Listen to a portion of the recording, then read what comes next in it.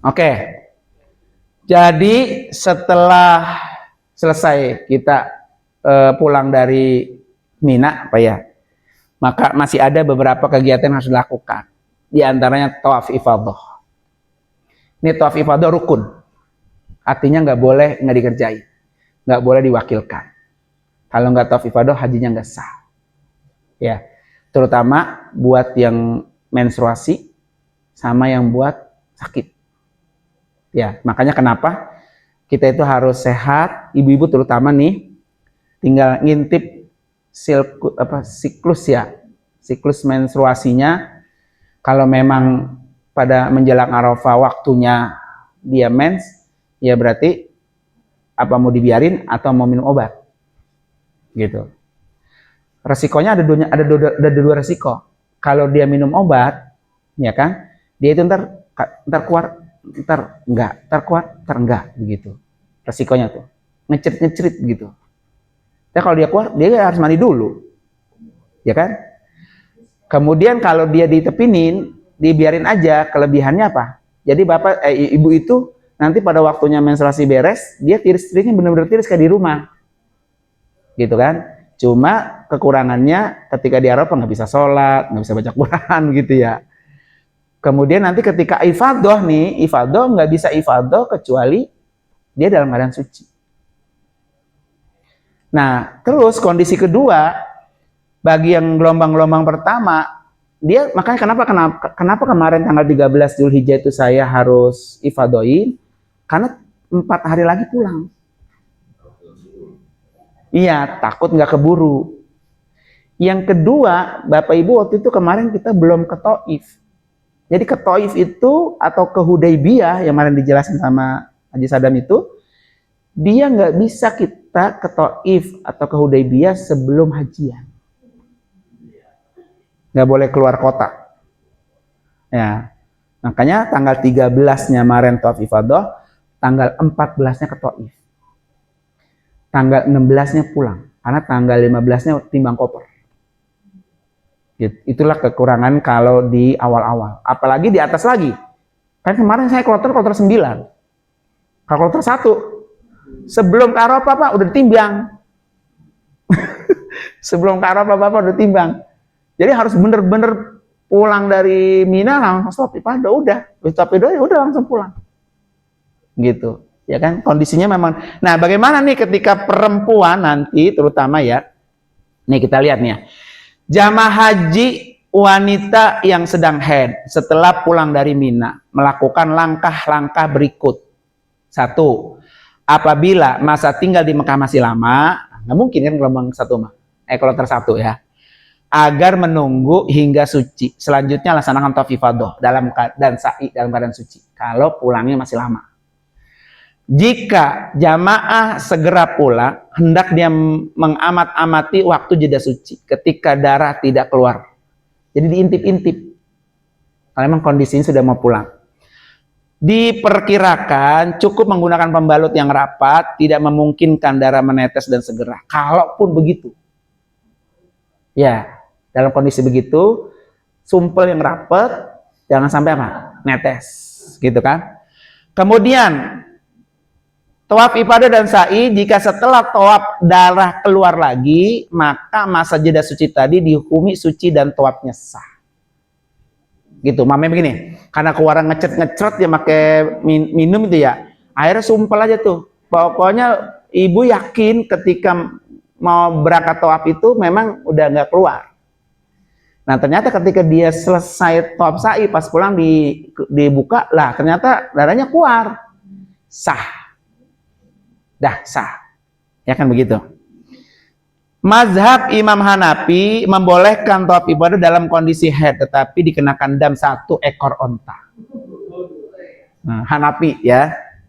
Kemudian Imam Ahmad boleh tawaf ibadah dalam kondisi haid, tetapi dikenakan dam 1 ekor kambing, ringanan.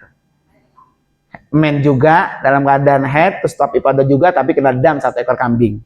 Padahal kan rukun nggak bisa dibayar dam, kan begitu masalahnya kan. Nah, jika kondisi darurat karena segera pulang dan tidak punya uang untuk membayar dam, jamaah dapat. Nah, duit udah habis, udah mau pulang udah habis, udah nggak punya duit ya. tapi udah mau pulang juga. Maka menggunakan pendapat Ibnu Taimiyah dan Ibnu Qayyim al-Jauziyah, keduanya tidak menjadikan suci sebagai syarat sah. Jadi walaupun mainnya broro-broro gitu ya, istilahnya banyak, tetap tawaf ifadah boleh dan nggak bayar dam. Menurut pendapatnya Ibnu Taimiyah dan Ibnu Qayyim ya, jamaah melaksanakan tawaf ifadah dan sa'i tanpa dikenakan dam. Emang punya duit mah. ngambil ngenteng aja katanya nggak mau duit. Nah orang udah 40 hari duit. Nih dengerin Pak, Bapak Ibu nanti menjelang seminggu aja itu udah tiris semua tuh Pak, udah bengong. Iya tanya udah Pak itu lawan dari awal bro ya, garam goreng sama lauk dari rumah sama sambal itu jangankan sampai seminggu lagi, masih momok Arafah udah habis. Padahal janggur udah kagak betah. Guru kita kapan betul apa sih pulang nanti pulang apa dia? Lah koper udah dirapi-rapin, udah penuh. Maunya pulang. Nah, belum waktunya ya. Makanya itu duit besok diantisipasi. Kalau duitnya masih banyak kan masih jajan lagi ke bawah gitu ya. Gitu. Oke ya. Nih, badal tawaf ifadah dan sa'i. Jamaah yang sakit berat secara medis, sulit diharapkan kesembuhannya, termasuk lansia, lemah, sakit, dan uzur, tawaf ibadahnya dapat dibadalkan oleh jamaah atau petugas lain. Nah ini salah satu nama dispensasi. Kan saya bilang dari awal, rukun itu nggak bisa diganti sama orang lain. Rukun itu nggak bisa dibayar dengan dam. Tapi dengan kondisi tertentu, kayak ini ada fatwanya boleh. Ya, masih ada keringanan. Badal tawaf ifadah sebagaimana di atas adalah boleh dan tawaf ibadahnya sah. Alasannya haji sendiri boleh dibadalkan secara keseluruhan, apalagi alasan begitu. Orang haji aja boleh dibadalin yang semuanya Pak. Apalagi cuma separoh, bukan separoh, secuil kan tawaf ifadah doang. Maka boleh. Jamaah lansia, lemah, uzur atau sakit diharapkan kesembuhannya dapat mewakilkan pelaksanaan tawaf ifadah kepada jamaah atau petugas. Ya, makanya nanti ketika itu yang saya bilang di Mina, di Arafah harus Bapak Ibu benar-benar nyimpen tenaga. Ya, kayak mamanya bebuahan, lauk-lauk itu dimakan aja. Gitu kan? Jangan dari Arafah, dari Muzdalifah itu apel sama pil ditenteng-tenteng. Gitu ya. Soalnya dulu ada tuh Pak, saya ada zaman nenek-nenek lagi nih. Dari Tarumajaya. Kan mau pulang itu kan saya timbang kan, saya periksa semua ke kamar-kamar kan ya. Itu tasnya itu tuh berat banget. Ini apaan sih Mak gitu ya. Akhirnya saya buka, apel semua Pak. Dulu kan tasnya nggak begini Bu ya. Tasnya yang itu gede gitu kan. Buat apa? Buat cucu katanya. Ini apel lagi kapan? Apel lagi di Arafah. Arafah masih abu pulang. Ini jangan sampai ya. Oke. Jamaah yang sakit berat secara medis sulit diharapkan kesembuhannya, termasuk lansia, lemah, sakit, uzur, tawaf ibadahnya dapat dibadalkan oleh jamaah lain. Badal tawaf ibadah sebagaimana di atas adalah boleh dan tawaf ibadahnya sah. Alasannya haji sendiri boleh dibadalkan. Jamaah lansia yang uzur, sakit, diharapkan kesembuhannya dapat mewakilkan tawaf ibadah kepada jamaah lain. Kesimpulannya boleh. Tawaf ibadah dibadalkan orang lain. Nah ini tawaf wada. Ya, kalau kondisinya pas tawaf wada masih mens. Terus kita harus segera pulang. Sementara tawaf wada dalam haji itu wajib. Artinya kalau wajib apa Pak? Wajib itu adalah kalau nggak dikerjain kena dam. Gitu ya. Nah ini kemungkinan gimana nih?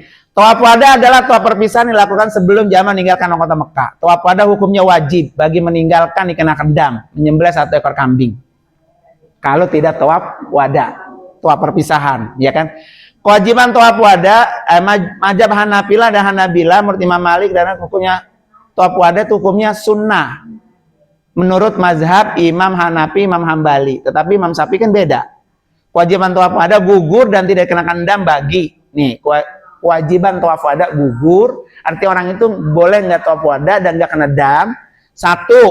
Jamaah wanita sedang haid, istihadah dari penyakit, orang yang besar atau anak kecil, orang yang fisiknya lemah, orang yang luka darah, keluar terus, orang yang tertekan, orang yang tertinggal rombongan, kehilangan rombongan, itu boleh dia tidak tawaf wada. Kemudian wanita haid cukup berdoa di depan pintu Masjidil Haram ketika meninggalkan Mekah. Nanti kalau dia nggak tawaf ibadah dan keadaan haid nggak apa-apa dari luar Masjidil Haram. Kemudian jamaah haji lemah karena usia dan sakit sehingga meninggalkan kesulitan jika melaksanakan tawaf wada. Tawaf wada dapat disatukan. Nah ini juga nih yang terakhir nih. Kalau nanti dalam kondisinya terburu-buru kita pulang udah nggak ada waktu lagi, maka niatin tawaf wada dapat disatukan dengan tawaf ifadah. Jadi satu, melaksanakannya satu kali tawaf dengan dua niat. Tawaf ifadah sama tawaf wada sekalian. Jadi nanti udah nggak usah ada tawaf wada lagi ya. Jamaah dalam masa tinggal di Mekah sangat terbatas karena harus segera pulang ke tanah air, khususnya jamaah dari gelombang 1 kloter awal. Nah, jadi nanti udah nggak usah diributin. Saya belum tawaf wada nih, gitu ya. Udah tawaf wada sekalian. Oh, nanti kalau ada yang lansia-lansia mau ikut tawaf ibadah, udah kita satuin aja niatnya. Nanti di orang-orang pada tawaf wada dia udah diam aja di kamar, nggak usah ngikut. Nah, diantaranya begitu. Ini pekerjaannya. Pelaksanaan tawaf wada paling lambat 12 jam sebelum jadwal keberangkatan. Nggak mungkin, Pak. Kita 2 hari sebelumnya. Jadi kalau kita pulang umpama ini hari apa Minggu, hari Selasa pulang berarti hari Minggu kita tawaf wada. Yang penting Bapak Ibu kalau udah tawaf wada jangan ke haram lagi. Udah sholatnya di hotel. Ya, kan udah permisi. Udah permisi ya. Setelah melaksanakan tawaf wada jangan kembali ke jangan jamaah kembali ke hotel. Ya kalau sudah sholat tawaf wada balik lagi ke hotel udah. Ya kan? Kemudian jamaah mempersiapkan bekal rencana perjalanan pulang ke tanah air kalau gelombang 1 atau gelombang 2 berarti ke Madinah. Jadi biasanya saya 2 hari sebelum kita pulang kita udah tawaf wada. Biar yang namanya tawaf wada kan begini Pak, kalau mepet-mepet, 1 lagi muter hilang. Ujung-ujungnya dia ketinggalan, kita nyari nggak ketemu-temu. Kalau masih ada 2 hari, makan kalau hilang masih ketemu ke harapan pulang. Ya kan gitu. Itu kesalahan besar tuh pembimbing tuh. Iya, tawaf wada kalau mau ke Madinah masih mendingan Pak. Lah kalau mau pulang. Ini pulang kita hari Selasa. Tawaf wadanya malam Selasa. Umpamanya malam Selasa. Nggak tahu ya pas di haram dia ke Bintal hilang nggak ketemu. Mana bisa mau pulang, mana nenek-nenek dewe. Mampus dah. Dia nangis ya, kita juga nggak ketemu. Nah, kalau dia hilangnya di hari Minggu, maka masih ada spare waktu. Gitu ya, bisa nyariin. Atau kalau mau ke Madinah, masih mendingan nanti dibawa lagi sama rombongan lain. Lah nenek hilang, nangis karena mata darah dia. Rombongan gua kemana? Ini gua kemana? Yang katanya dinyari nyampe ke Muara pulang. Oke, lanjut. Ini apa ini? Setelah tawaf wada jamaah membolehkan istirahat atau tidur selama udah. Oke, ini yang persiapan kepulangan. Pastikan tidak ada air zam-zam yang masuk ke koper. Karena koper akan dibongkar saat penimbangan dan proses ekspray oleh maskapai. Jadi yang sekali-kali zam-zam dimasukin situ. Ya, awas. Sini. Oh, kalau mau di sini udah nggak usah diapa-apain. Nggak usah dilakban, nggak usah diapain, nggak usah. Biasa aja. Kayak air mau kita buat minum. Yang penting jangan taruh di situ. Nanti bahayanya apa? 1, buat keselamatan bersama. Yang kedua, nanti kalau di situ dibanting-banting pecah, itu pernah ada jamaah saya itu Pak, saking keselnya tuh bagian apa tuh yang penimbangan barang itu di bandara. Karena kamu melanggar bawa air zam-zam di koper, jatah kamu yang 5 liter saya nggak kasih. Gitu Pak. Pulang dapat yang 5 liter. Ya, makanya taruh di situ aja, nggak apa-apa. Ya, kenteng sini, sini ada gitu. Ya, nggak apa-apa kalau pesawatnya nggak transit mah, kan nggak ada yang transit. Ya, silakan. Kayak kemarin tuh naik Garuda, naik Saudi Airlines kan nggak transit. Bawa ada sebanyak-banyak tenteng, nggak apa-apa. Iya. Kalau jamaah haji udah enak semua.